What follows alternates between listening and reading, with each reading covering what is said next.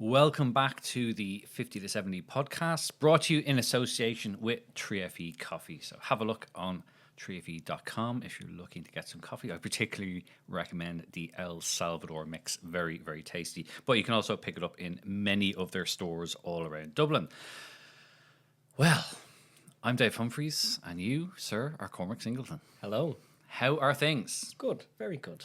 Been busy.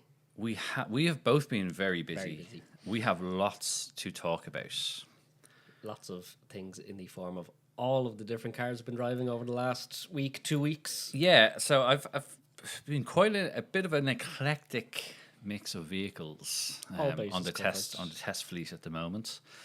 Start with the very divisive for the last 18 months, the Ineos Grenadier.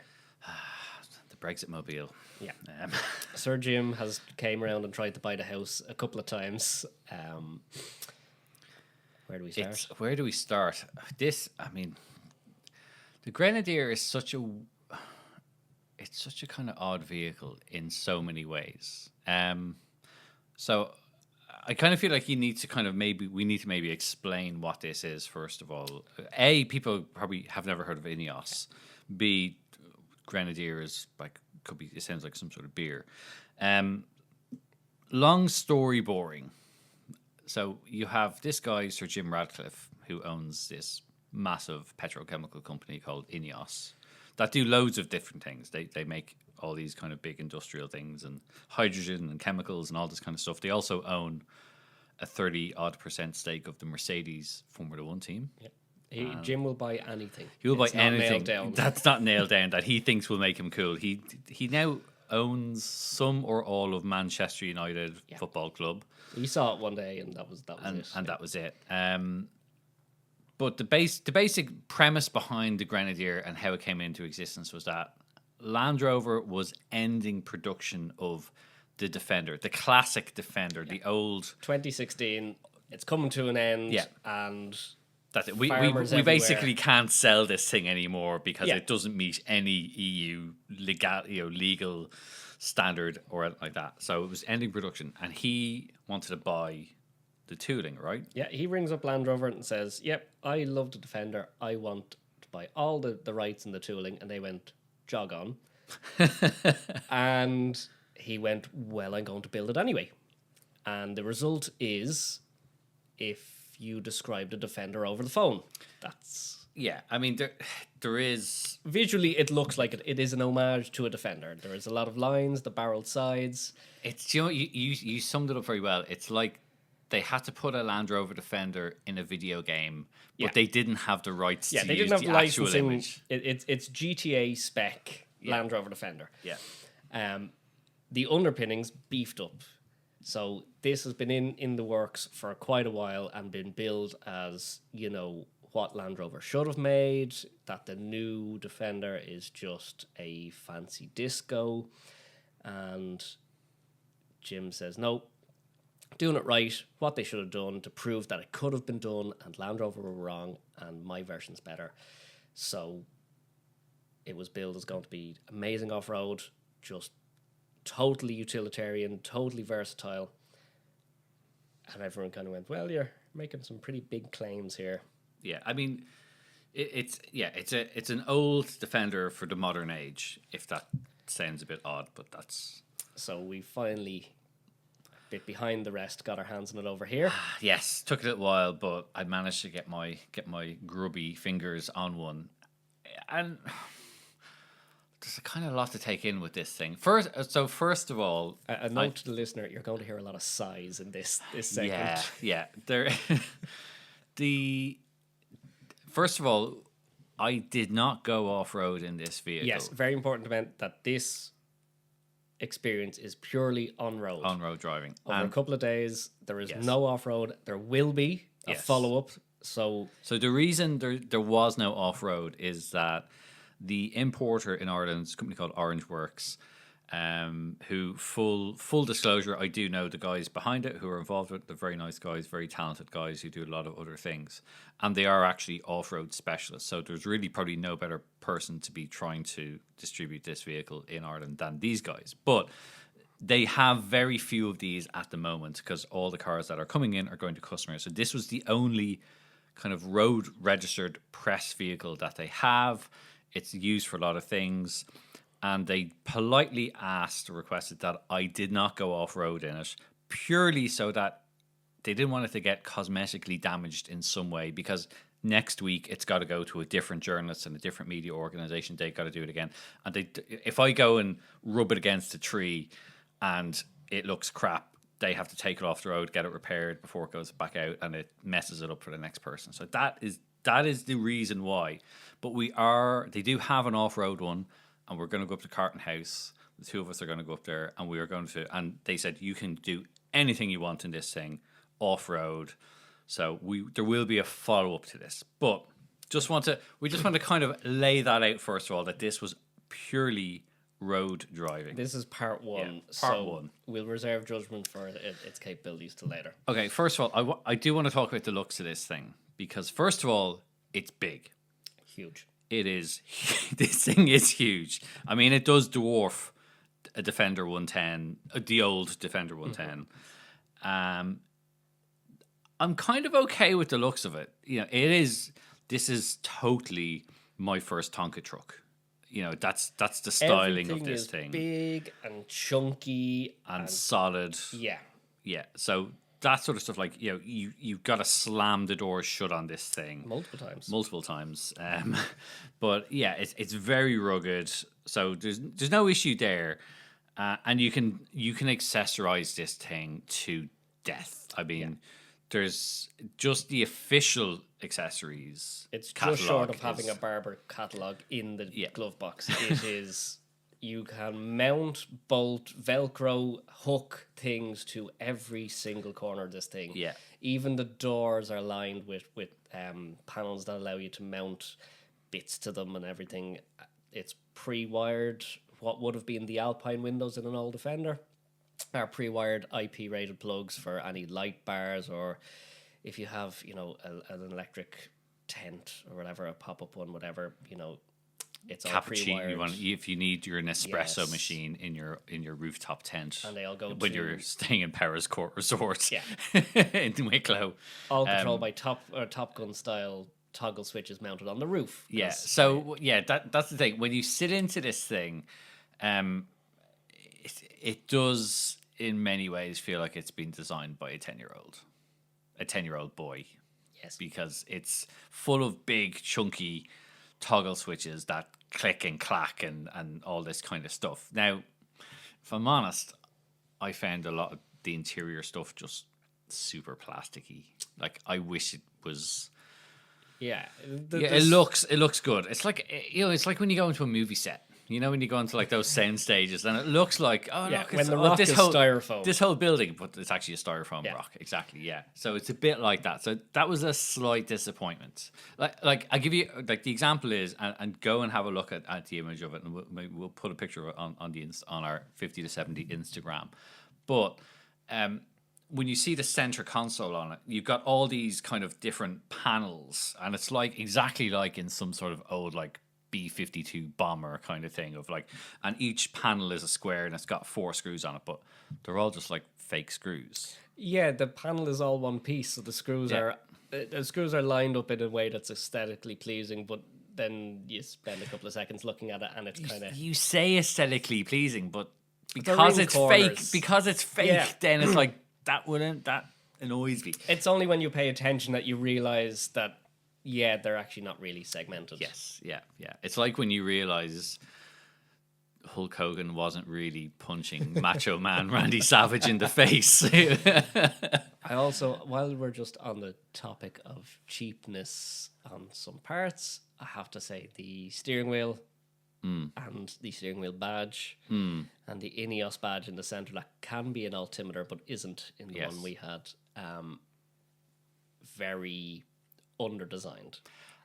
Given how much money Sir Jim has, he he definitely went on to Fiverr.com to get a graphic designer to do the Yeah. company logo, And because now it's the steering wheel was wrapped in leather that is designed to wear to you, like an old watch, which or after It's like- 1,500 kilometers was already wearing, with the kind of patination that suggests that excuse came up after they saw what happened to the steering wheels.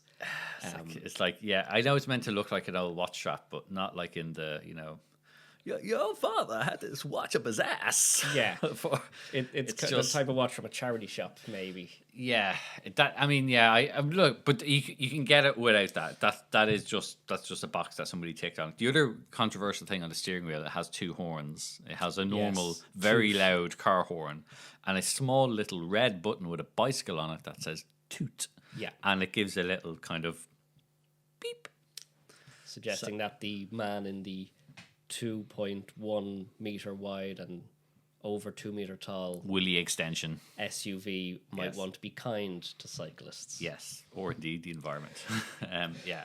And I must stress as well, the reason why it would be a bit critical of the quality of the interior is that, inclusive of VAT, this was coming in at just about €105,000.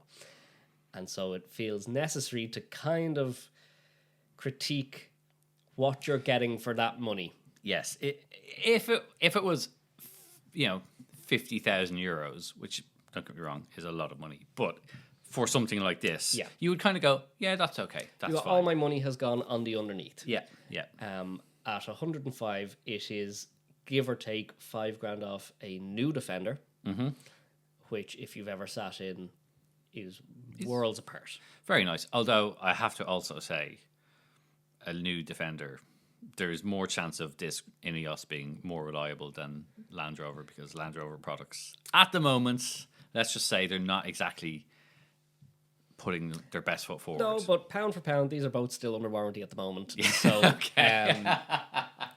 let's just say within the first 12 months that your 105 might feel like it's gone a little less. Yeah. Now, to their defense, to the defense of Ineos, they're not pretending to be BMW or Range Rover or No, luxury. it's not sold They're as not, luxury. It's sold as wipe down, wipe Yeah, clean, this- utilitarian, that's the word, utilitarian. That's exactly what this thing is. And it does actually feel pretty solid on the road. Well, in terms of like rugged. in the same way the moon would feel pretty solid on the road. There's Yeah. mass and there's quality. Yes. And Yeah. it was on, and also it was on big chunky off-road BF Goodrich tires. You and- do get the feeling that you can go places in this, and especially when you hear it. So it's powered by a BMW straight six diesel, big turbo diesel. If you've been around Land Rovers for a while, you'll know that Range Rovers for a good while have had BMW 6s, and it just it sounds at home. You hear the turbo start to whistle, you hear the six-cylinder, and you just go, yeah, I associate that with a bit of go anywhereness. So it does have that feeling, and you look out this kind of letterbox windscreen, it's really wide and a bit squat. You got handles and things all around you, and the seats are covered in, easy to clean covers over them that are waterproof and dog proof, and all the mats are in the back because it's just got hospital spec flooring that again you just wipe out muck from. So you do sit in it and you do start to drive it and you get the feeling, okay, this could be up to scratch, and then you get to about 40 or 50 kilometers an hour, and it starts showing some of its flaws.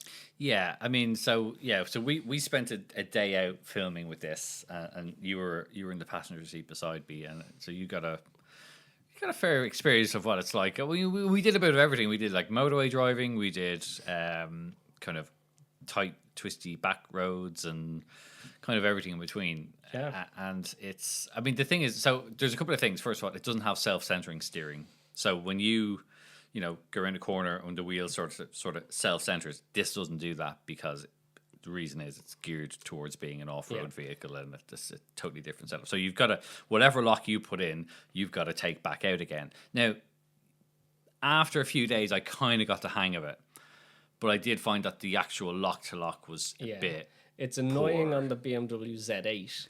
Yeah. It's a workout. Yeah. In the Ineos, Yes. it's constant inputs. You are never ever driving in a straight line with your hands relaxed. You are constantly correcting it in some way. I think that might be the first time anyone's compared an Ineos Grenadier to a BMW Z8. Yes. But anyway, it's another first for this podcast.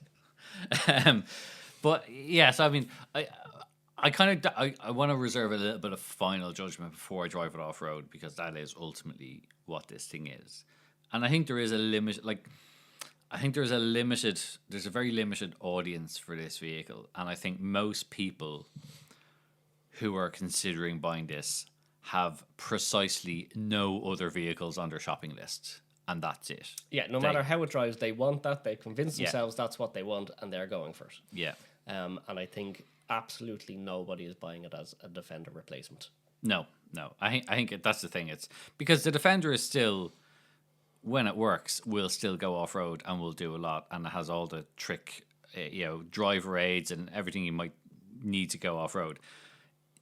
The Ineos, definitely, you will not be stuck at Electric Picnic on Monday morning when you're trying to leave after a very wet weekend.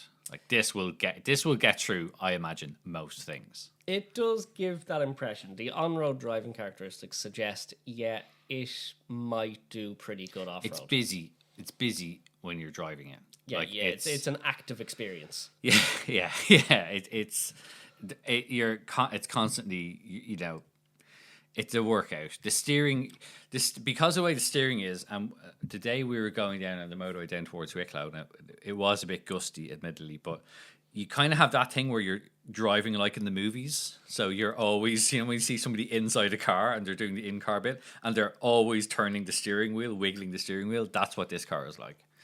Yeah, and then... And having driven a new Defender, they're not like that at all. They drive like you a can modern switch SUV. off a bit. This has a lot more kind of classic car or older car driving experience. You will have to stop at Barack Obama Plaza for a break on your way down to Limerick in this thing. Rarely does someone set off in an Ineos without slapping the back of it. Yes, yeah. But another thing that kind of made itself glaringly obvious was driving on the motorway and get to, kind of anywhere above 60 Ks, and it just starts whistling.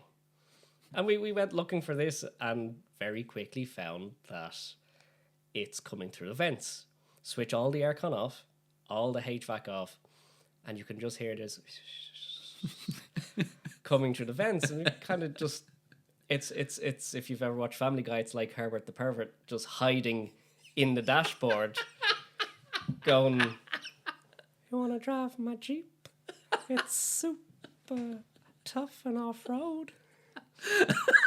And this just, the second you notice this, you cannot ever unhear it. Yeah, that's it. It's this faint little whistle, and you would nearly think it was roof racks or mirrors or something. Or a window was like, there's a little crack open on the window, But we checked, and it was coming through the vents. Yeah.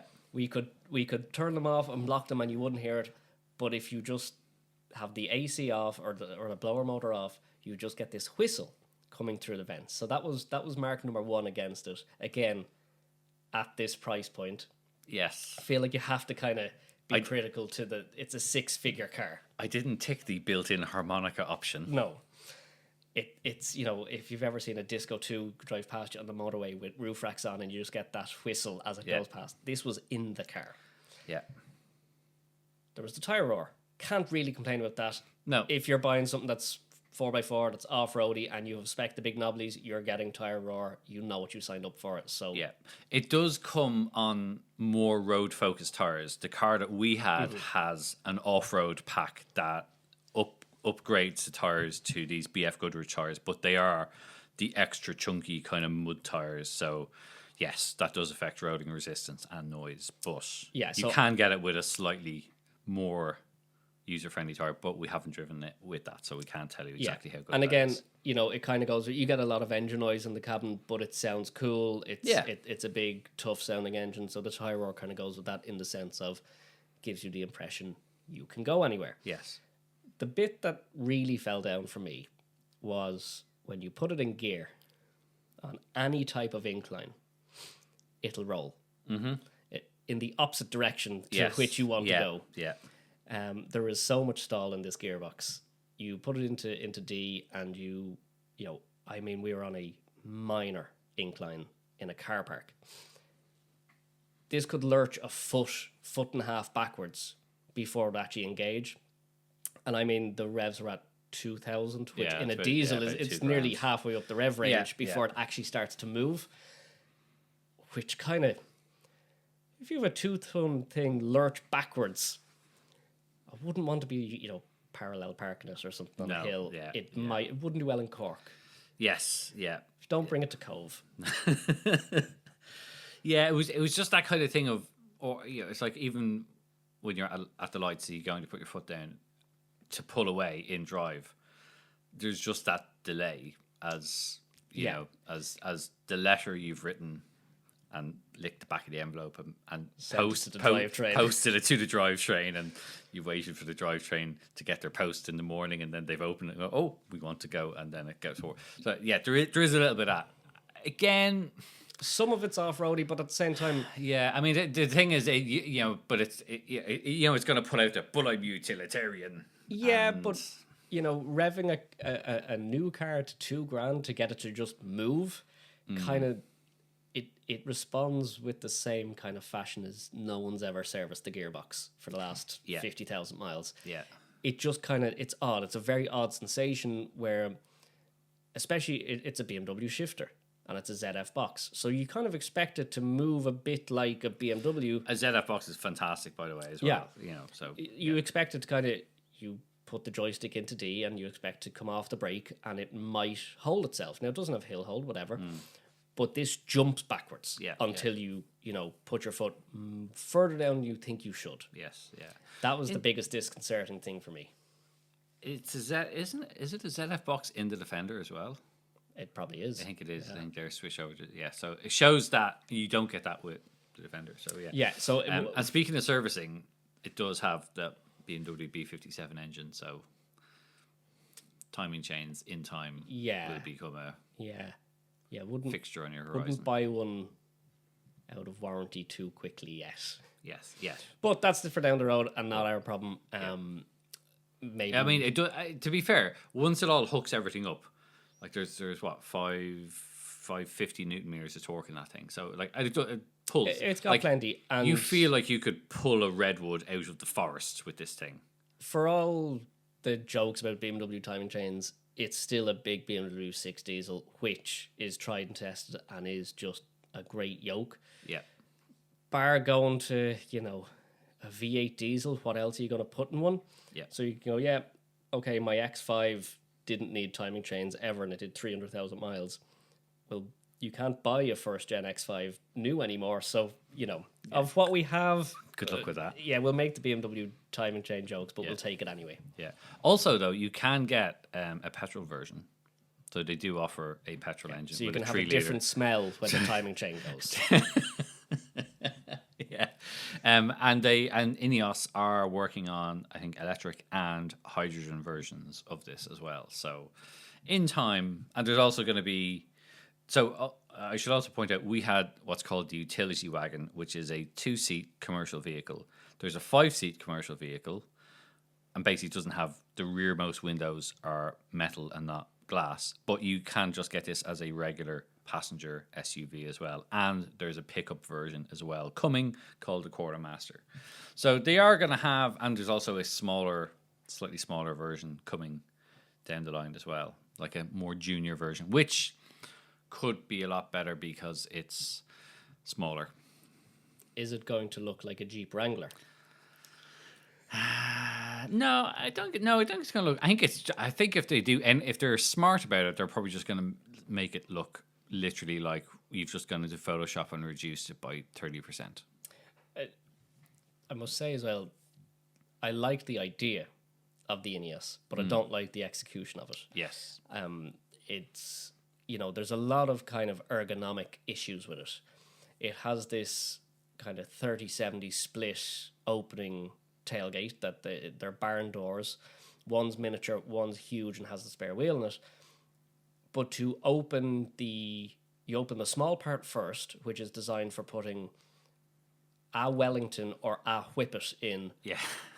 But you have to rotate your wrist upside down or use your left hand to open it, and then switch hands to open the other door because it has an internal handle. It's placed in an odd way for how it's designed. Yeah. And you'll see this throughout it, that there's certain things you're going, why have they done it that way? Like the fact that the pedals are not at all lined up with the steering wheel. Oh, there's a bit of an offset there. Yeah, there's a bit of a thing called a downpipe that's moved a big hump of floor in the way of where your feet should be, and as such you kind of sit side saddle nearly. Yeah. Kind of, you sit askew. There's definitely compromises in this thing. Now, it's their first car. Yeah. And it's fun to poke jokes that maybe as it goes on, these things will get ironed out. People will hear, the feedback, and they'll put more R&D into just making it ergonomically better. I'm open to that idea. It's cool. Fine. And it's another big thing that'll bash around, or could bash around. How many people will use it for that is up for debate. Yeah, I mean, the thing is, this is a thing that there isn't many things like it. In terms of, you go and look at the specs of this thing, like the beefier transmission and the low range and all that, blah, blah, blah, blah, blah, all the stuff, the ground clearance, you name it. There's not really a lot. Like, there's the Defender, there's the Jeep Wrangler that you mentioned. After that, most other big SUVs are road-focused SUVs now. Like, but this is very much the opposite of that. And most of these flaws can be ironed out. One of the biggest gripes was the fact that you press the button to open the door and the button would stick. Yeah. And when you close the door, it'll bounce open again. Yeah, so the one we had minor quality issues that were just it's just shouldn't really have them, but also that door button doesn't come from Ineos. That's just a third party supplier that they get. Nothing that can't be ironed out. But that kind of thing that it's there are minor annoyances with it. More so, I just kind of was a bit disappointed with the interior that it's because you can do rugged utilitarian and still have it feel really nice and robust and solid. But if you like the plastic on top of the door, on the inside, it's just was just you hard, could scratchy find plastic. a lot of creaks in it if you went pressing things. Yeah, which kind of, the focus isn't on plastic and it's not on fit and finish interior wise. But again, you put it into perspective, it is six figures, and you can press most surfaces on the interior and it will bend and it will creak. Other vehicles will too, I would say. I'll be honest. Like you can get into a €150,000 electric Mercedes EQS saloon, and it has the cheapest sounding plastic dashboards you can ever imagine. So don't think that this is just us dunking on the Grenadier. It's not. And for a company that it's its very first vehicle, okay, it's not bad. There are minor things. And again, people who buy this are like, they don't care. I get the feeling that the people who will buy this won't care about any of the things that we're talking about. No, they will convince themselves it's character. Yeah. I wish it just didn't look how it did. It's been billed as being tough, a fresh idea, actually going to be something that can be used properly off-road in the sense of the old Land Rovers. I just wish it had its own 2 feet to stand on. Kind of plow its own furrow. Yeah, if it's that good underneath, give it its own cool design, make it its own car, and not something that will forever, for better or worse, be compared to a Land Rover.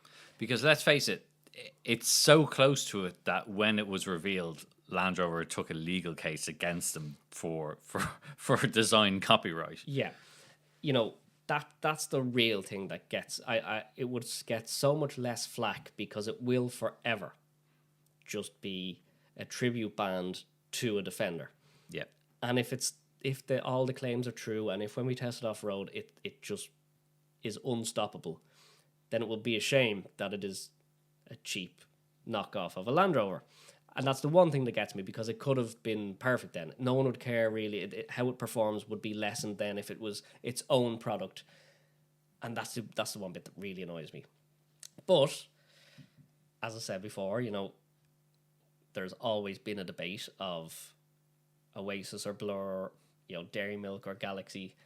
And it will continue as Land Rover or Ineos. And I don't think either of them sides will see the view of the other side. It will constantly be, you are either Team Land Rover or Team Ineos, and no amount of argument is going to get you to change. It's just how it's going to be, because the people who like the Land Rovers like the heritage. It's 50 million owners over the last 20 years, and you know, if you drive an old Defender, it's awkward. You have to have your elbow outside of the car. Old Defenders, let me just say this on record, Are covered tractors. they are terrible to drive. They are terrible to drive, but Terrible to drive. they're active in the sense of, you know, not anyone can hop in and drive them, and that's part of the charm to them. They're like machinery, where, you know, you couldn't put your mom in one and just she's going to make it where she's going. No, an accident will happen on the way. And that kind of inconvenience kind of feels cool, like you're part of making it happen, and it wouldn't have got there if you weren't a capable driver. And so that might play into people's egos a little bit. That's like, you know, that's like saying I need to tie my laces, but first I'm going to break all my fingers. Yeah. No, Yeah, people like that, and then they dress up in barber jackets, and you know. Yes, and subscribe to House and Hound and whatever, Horse and Hound monthly, and Yeah, they use the light to fire afterwards. Oh, Look, God. old Land Rovers are cool. They're shocking. They're built awfully, but they, you know, they're lovable for better for worse. If you're into that type of thing, you will see no different, and no one is ever going to talk you out of it. And I think it's the same for the Ineos. People will fall for them, especially, you know, the Brexiteers, because this was billed as a I mean, so Radcliffe is a big Brexit person. Ironically, now this is actually built in France, having been co-engineered by a German company, and has German running gear, German engines, but you know, bloody Jerry's. But yeah, that's what we fought in the war for, etc., etc.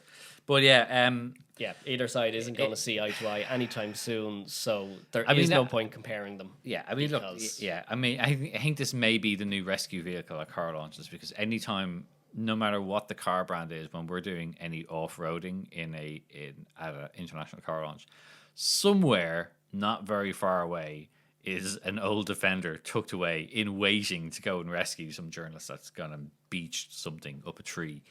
So maybe this will become the new one of those. But I think really, look, it's I'm kind of glad it exists. I wouldn't want to have to drive one every single day. In a way, it's kind of cool. I just wish they'd gotten some of those quality issues a little bit better. You know, it's just it's like I said, it comes back to that. It's like that soundstage film prop thing. Yeah, that's the issue with it. My money is still on a Defender with an extended warranty. That's where my heart lies. I just prefer you can have an extended warranty, but like you, I just feel like you're going to be on a first name basis with your recovery driver. Luckily, I'm my own. Yes. But anyway, okay, that's. We've a lot to do to you. We will revisit this when we actually get to go off-roading in it and see how capable, whether it is as capable as it claims to be. Yeah, this side was always going to be harsh on it because it's comparing it on-road, which is only kind of the lesser half of what it's designed to do. Yeah, this is like a 60-40 off-road, on-road car. Yeah. It was always going to be compromised on-road, and we have definitely found them compromises. So, tune back in, hopefully in a couple of weeks. Yeah. We're not going to leave it too long. So when we get to properly exploit it, and we will properly exploit it off-road. Yeah. we've been told we can do everything with it with this other vehicle, so that will be.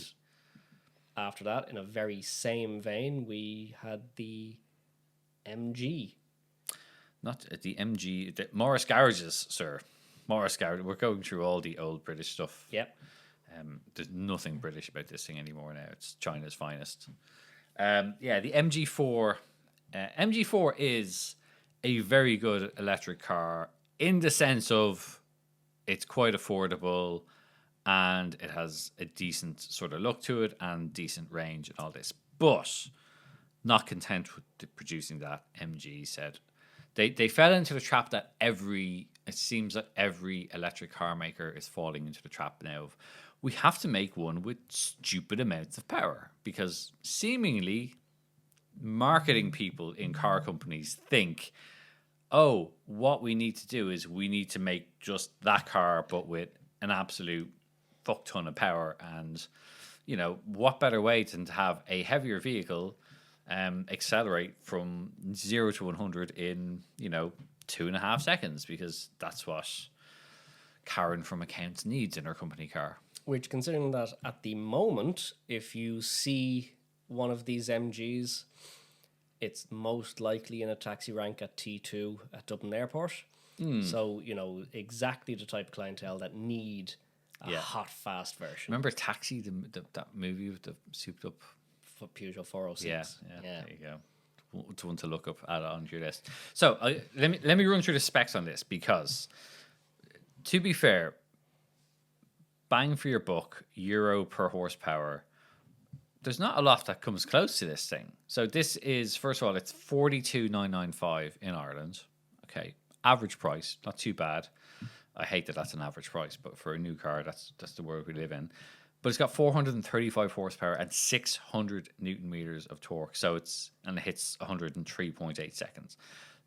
That's the kind of performance that not even 10 years ago was. You're into some pretty serious heavy metal back then. Absolutely. And now you'd hit 200 miles an hour nearly for that. Yeah. That's supercar territory. A Ferrari 360 with 99, that's 400 horsepower from a big V8. So it's unfortunately, unless you're going anywhere but a straight line, it kind of starts to fall apart a little bit after that. It was fine, but this didn't feel like this is, this didn't feel like an RS3 or really something that's quite, RS3 is probably a bad example because they also understeer a lot. But it kind of just felt like they just put all the power in and didn't really do a lot else. Just kind of went, that's that done, and kind of clocked like off. If there was a block under the accelerator on the original version and they just removed it so it can go further into the carpet this time. Yeah. And then, for reasons unknown to anyone, put fake brake caliper covers. Yes. So this is where, which are orange, it starts to come in. So when you see this car, first of all, you see, it's got bigger wheels. It's got, the one that I had this very slightly fetching matte green paint on it, slightly reminiscent of the M5 CS of the outgoing previous which means generation. You can't let any birds get near it, rain, wind, clouds, or indeed sap, or it will need an entire respray. Yes, or saps with sun cream on their hands. Yeah, MG didn't quite tell us that it couldn't be touched by anything. Yes. No, I didn't run it through a scratch and shine or anything like that, so that's fine. It was just, other than, absolutely embarrassing Golf 4 owners away from a set of traffic lights. Which is never old. It's never old. It's very easy to do. Because if you can spell, it's very easy to do. But that was kind of it. And it was a bit like, it is a one-trick pony. I just don't get it. But yeah, so it's got these massive orange brake calipers, which really stand out and all that. But then you kind of go up to it and you look at it and you realize that they're just snap-on covers over the regular brake calipers. Yeah. And it's like, we're back to the Ineos of like the movie set stuff. But this is even worse. This is a plastic cod piece meant to look like 4-piston brakes up front.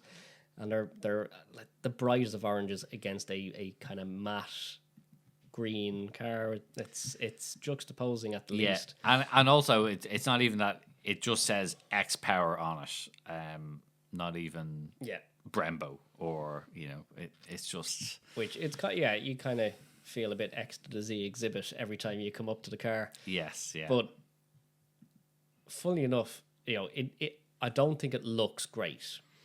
The color scheme didn't do it for me. It's very leery and loud for a car that isn't. And yes, you can get it in a normal pedestrian color. And after listening to what I said about the Ineos, you may go very cynical. But you never. cynical. I actually found the car not that bad for the price point. I would You get a categorize fair it bit in as fine. Yeah, But sitting in it, it was grand. It has the same scratchy, shiny black plastic that everything else does. But I didn't find it uncomfortable. I didn't find the seats flat and unsupportive. We spent a bit of time in it. We went to Cars and Coffee in it. As a whole, it was fine. Yeah. It didn't have excessive road noise. It was, it wasn't special. It did not feel sporty, but it didn't feel like a bad amount of car for the money. no, not at all. And for electric cars these days, that's not a bad price. But it's the answer to the question nobody asked. That's really what this car is. Not bad, but not great. And honestly, I just forego the performance and buy a regular MG4, which is a perfectly good car. And if you want a performance MG back in the mid 2000s for reasons that can only be related to drugs, they took the running gear from a Ford Mustang and they put it in basically a Rover 75 estate, and then stuck a manual on it and then sold it to the public. If you want a fast MG, that one, go for that. Yeah. That's cool. Yeah. This one, it's a weirdly coloured commuter car. Yeah. And to be fair, even the standard one's not that bad. It's got 203 horsepower, which is plenty in a hatchback that size. And it's electric, so you get that instantaneous torque. And the regular one, I think, starts at just around 28,000 euros, which is actually a very good price. So yeah, that's just the MG. I was kind of wanted it to be better, but it just they didn't really do a whole lot with the suspension or the braking feel or the steering feel or the brakes and let alone feel. It's just I just kind of felt a bit. They just kind of moved the power up. Yeah, they moved it to 11. They did a spinal tap on it. That was it. But not all electric cars have to be super duper whiz pop bang stuff, which brings me on to the wonderful BYD Dolphin. Yes, BYD currently going through a bit of a faux pas with names, I would say. Well, I can explain it if you want me to, because the owner's really into Beanie Babies. No, I don't. The seal and the dolphin. Yes, so they have a model line called, or a design language, I should say, called Ocean Aesthetics. Right? Stick with me here. And that is what these ones come from. If you know your BYD models in Ireland so far, you will also know that we have a car called the Atto 3, which doesn't look like these other BYDs because that comes from a different design line. That is why. It kind of comes across a little bit as, if you got a tattoo in Chinese and it really means canned soup. That's kind of what how it comes across. Yeah. And it's... Do you know they also have another model, a smaller EV in China called the Seagull, that they are contemplating bringing to Europe. But does it just hang out by the pier and steal people's chips? So I think that may get a rebrand before it makes it this far. But yeah, it is a cool little car. But anyway, so yeah, the Dolphin is the cheapest. Am I right in saying this? It is the cheapest BYD you can buy at the moment. 33. Yeah, no, sorry. It starts at about 27,800, and then you can go up to. I think the one I had was about 31 because it had flashy two-tone paint and had the bigger 60 kilowatt hour battery and stuff like that. So what all that means, so this is basically slightly smaller. It's kind of like a Volkswagen Polo, but electric. That kind of size, but electric. And it'll do 426 kilometers, but it'll probably do 370 kilometers in normal day-to-day use, which is absolutely fine. It's got did you like the rotating screen? Oh. No. This car I found incredibly odd. It was very juxtaposing. So no part of this car was in the middle of what it could be. It was either really well done or the cheapest I've ever seen. So it was a lovely shade of blue, but for some reason the seats were a different shade of blue. The trim was a different shade of blue to that, and the steering wheel was a third different shade of blue. It's life under the sea, Cormac. Getting seasick. And the accents were red. Yeah. So that was They can't odd. put lobster in it for real, so Yeah. they have to have something. Now the door plastics, I mean, they felt like they'd been on their fourth or fifth time of being recycled. They were so hard, so scratchy, really just cheap. But then you have these. What was it you described it as? Oh, they looked like someone had hard pressed a schoolboy's trousers and made a door card out of them. They just had this weird texture on them. But to go against that, you have these tall seats that have, shoulder wings on them. It's a big one-piece backrest and headrest. And they come out around the shoulders, quite supportive in the back. And it was very odd. And it has decent climate control, and it had heated seats. Yeah, it had heated seats. To be fair, BYD take a good approach when it comes to speccing cars in that they just throw everything at it as standard. Yeah, that's what I mean. Which is refreshing. Really scratchy plastics on the doors, then decent seats, decent tech. It had a huge panoramic roof. Yeah. All the cameras you'd want all the way around it. It had multiple different ways of using nav, either by CarPlay or its own in-map. Yeah. Then you can rotate the screen to have it look like your phone or not your phone, which, bit gimmicky as far as I'm concerned. But the actual tech in it was decent until it starts shouting at us. Yeah. So constantly. Yeah, it's an assault on the senses in terms of bing bongs and dings and dongs and everything you do, which is not necessarily BYD's fault because there's now EU directives that every car has to have a number of audible warnings if you go 1 kilometer over the speed limit. Or now, where that gets really annoying is that numerous times they had the speed limit wrong. Yeah. It was incorrect. It thought we were in a 30 zone when we were in a 50 zone. And it bings at you like 4 or 5 times. Like, I'm actually not speeding. I'm doing the right speed. Or if, for example, if you're on a dual carriageway and there's a slip road, and as soon as you come to a slip road, they have a different speed limit sign. Sometimes it can read that, and suddenly it thinks you're going too fast. Yeah, as far as BYD is concerned, there isn't a gap between 80 and 60. You can either do one or the other. Yeah. If you partake in certain aspects of BDSM, you will enjoy how much this car shouts at you. It's incessant. There's no leeway, and it is constant. You can turn a lot of them off. But the issue is every time you get in the car, they're default back on. Yeah, and if you use the car's nav, it really likes to give out to you, and it shouts about school zones, traffic lights. If the neighbor next door has a dog, it really does not like you breaking the rules. You can go to CarPlay, and that mostly goes away in terms of the nav stuff, but it gets old really quickly. You also can't have CarPlay on where the screen is in portrait mode, only in landscape. I know, but it's just like, come on, it's just software. I'm waiting to see someone who has the map on the screen in portrait mode and their phone mounted next to it also in portrait mode, also on maps, because that will happen at some stage. Yeah. But even we went to move it around, we did some photos with it, we moved it back and forth, shot the photos, and kept on giving out. Keys not in the car. Are you sure you haven't left your phone? Have you eaten today? How's your hair? It just kept every single time you went to move it, it would have something else to say.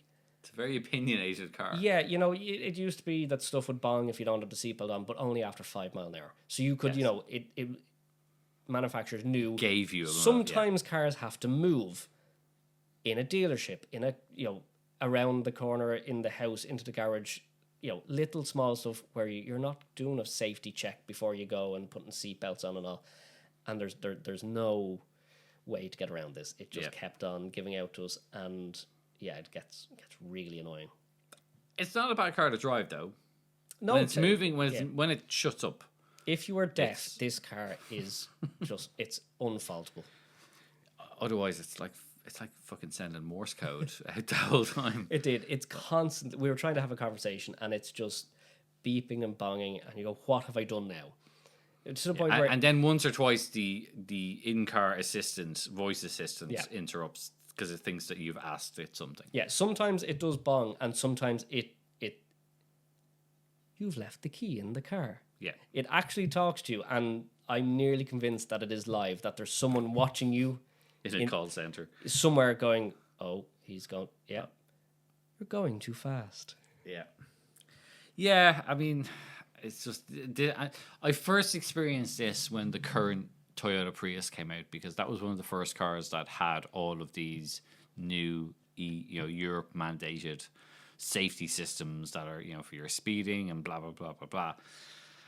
And I remember driving. I was driving with Michael McAleer from the Irish Times, and we were getting extremely cranky with how much that thing just bonged incessantly, and unfortunately, that's the way every new car that's going to come on sale in Europe is going to have these features in them, because that's basically part of the rules now. If you want to sell cars in Europe, it has to have it's this not kind of thing. alone in just BYD. It is going to be a kind of widespread thing, and each manufacturer is going to have their own way of dealing with it. Yeah, I mean, basically, the lawmakers said we're going to try and irritate the shit out of people into not speeding.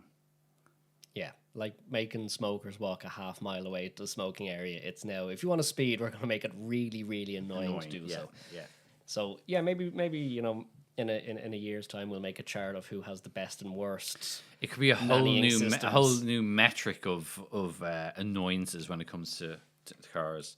Yeah, I mean, look, cars are changing again. This kind of comes back to why old cars are just better in so many ways. But I miss when you had to wind them up to start them.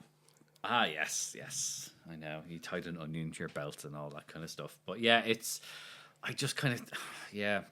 such a weird thing how much cars have changed in the last 10 years now. Not just the transition to electric, but all these systems. And it is sometimes a bit like, do we really need this? Do I need to wiggle my finger in the air to turn the volume down in my BMW or whatever? It's like, sure, you can do it, but there's a button on the steering wheel and there's a volume knob. You don't need to be drawing the Disney Channel logo in the center of the car to get. Meanwhile, the cars now weigh 2.2 tons and 2.4 tons for an average hatchback. But a real mixture of cars this week. But I won't ask you to pick a favorite. I don't think you have a favorite. None of them. What did I get down in? Yes. My Range Rover, getting back into my soggy old, dilapidated Range Rover after all of them, that was the best part. Oh dear. My old armchair of a yoke. Yeah. Okay. Well, there you go. I mean, so look, that's been the car situation this week. We do have a lot more to come in the next couple of episodes. We've got some great guests coming up as well. So do make sure you're subscribed and following and all that kind of stuff that you do, so that next time we upload one of these, it'll be automatically downloaded for you. As ever, tell your friends about us. This is a free service. Can you believe it? This is free. We provide this for free. So just let your friends know about it. Share it far and wide. The reason it's all for free is because we're very kindly sponsored by 3FE Coffee. So do check them out at 3fe.com. And they have everything you might go for. I especially recommend, last week I had the Bolivia coffee, and it's fucking incredible. So go and pick that up while you can. We'll be back soon. Cormac, thank you. My pleasure.